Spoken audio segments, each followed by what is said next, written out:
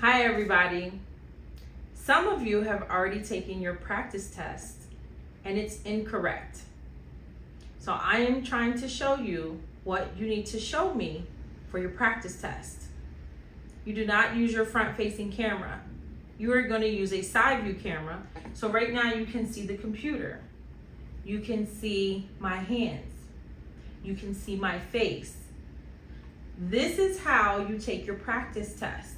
I also need to see your computer screen.